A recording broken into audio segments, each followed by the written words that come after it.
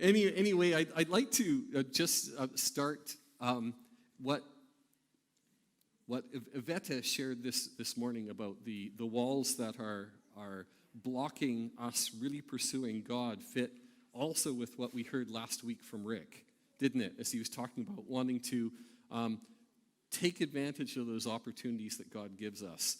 I thank you, Rick, for that. That was it was important for me because as you talked about missed opportunities and saying to yourself, if only I had.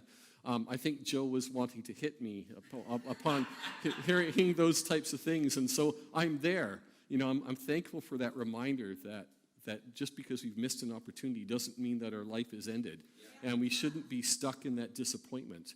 And I need to move forward with those opportunities. So that was wonderful, and you know that fits again with what Iveta was encouraging us this morning. And this is true for all of us.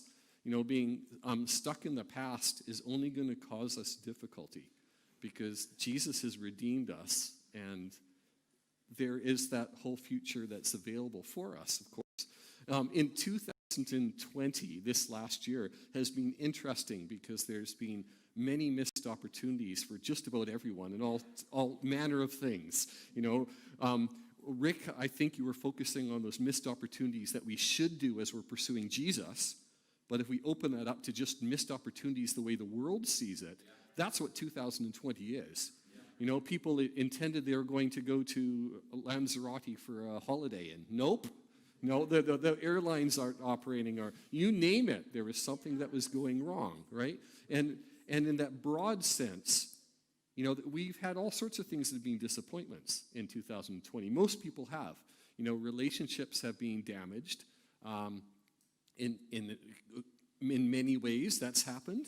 We've had to change the way we live. There'd be people who are being much more lonely than they would have been otherwise. And it's changed the way that we've had to live our lives, and it hasn't been particularly pleasant for most of the people in the world. And I think we can see that. In many ways, something that Joe and I have been discussing is there's a silver lining to it, potentially in the world, if we think in terms of what God might be saying, because it's a reminder that we're not in control. Because we like to have that, all these things that we're organizing. Remember that parable, not in my notes at all, but remember that parable that Jesus talked about that guy who had that bumper crop? And he says, I've got all this extra food. I'm just going to build some bigger barns, and I'll store all the food, and then I'll have enough to retire comfortably and just have a delightful life. And what is it that God said in Jesus' parable? He said, you fool, you're going to die tonight. And then, you know, wasted. So, you know, this whole idea of thinking that we're being in control of our own destiny isn't really a good thing. And it's especially hard for us in our culture, because this is what our culture is constantly telling us. It's telling us that we have control of our destiny. You know, there's the famous poem Invictus by William Ernest Henley, that ends with, I am the master of my fate, I am the captain of my soul. And this is what our culture wants to inflict on us, that we can assume that we have control. Well, 2020 has hopefully proved to us that that's not there. It's just not true. Another thing that Joe and I talked about, which is relevant, so I'm going to share your story. In a sense, you should come up and do it. I hope it's okay me doing that. Last year, Joe was teaching Alpha. And as she was teaching Alpha, she found it interesting how many of the lads at this school that she was teaching Alpha is a Christian program that is done in the schools, in the public schools. So if people don't know what Alpha is, it's a way to tell them about Jesus in the public school in a way that the schools allow as part of their religious education.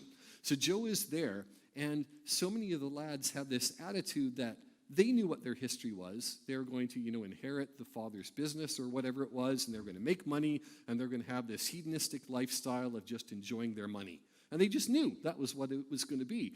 And I remember Joe coming home and telling us that she says, you know, we can't be that confident about our future. You know, things can change just like that.